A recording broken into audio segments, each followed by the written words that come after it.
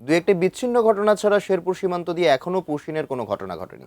শেরপুর সীমান্ত এলাকায় নিশ্ছিদ্র নিরাপত্তা জোরদার করেছে বিজিবি।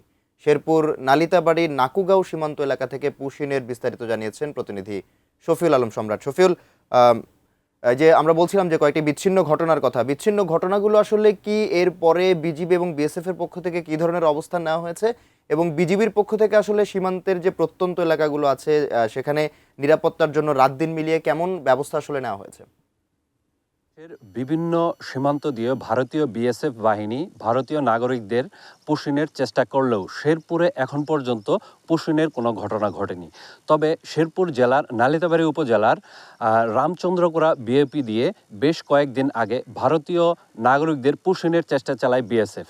তবে বিজিবির সদস্যরা সেই চেষ্টা প্রতিহত করে দেয়। এছাড়া বুরুঙ্গা কালাপানি দিয়ে দুইজন নাগরিক, একজন মহিলা এবং পুরুষ, তারা সম্পর্কে ভাই বোন, তারা ভারতে যাওয়ার সময় বিজিবি সদস্যদের সাথে আটক হয়। এছাড়া শেরপুর জেলায় ৪২ কিলোমিটার এলাকা জুড়ে বন রয়েছে। এই ৪২ কিলোমিটার এলাকায় ৩৯ বিজিবির ৮টি বিওপি থেকে বিজিবির সদস্যরা তাদের দায়িত্ব পালন করে থাকেন। আমি এই মুহূর্তে অবস্থান করছি নালিতাবাড়ী উপজেলার নাকুগাঁও সীমান্ত এলাকায়। এই সীমান্ত এলাকার বাসিন্দারা আমাকে জানিয়েছেন যে এখানে এক শ্রেণীর দালাল রয়েছে এবং চোরাকারবারি রয়েছে, যারা ভারতীয় নাগরিকদের বাংলাদেশের বিভিন্ন জায়গায় পাচার করে থাকে। এছাড়া বাংলাদেশের নাগরিকদেরও তারা ভারতে বিভিন্নভাবে তারা সীমানা পার করে দেয়।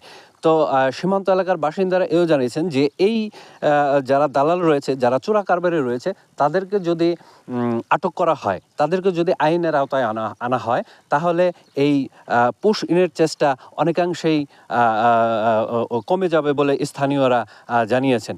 এছাড়া বিজেপি সদস্যরা রাত দিন ২৪ ঘন্টায় কিন্তু সীমান্ত এলাকায় এই গহীন বনে কিন্তু তারা তাদের দায়িত্ব পালন করছেন। তাদের সাথে সাথে আনসার সদস্য এবং স্থানীয়রা তাদেরকে সহযোগিতা করেছেন।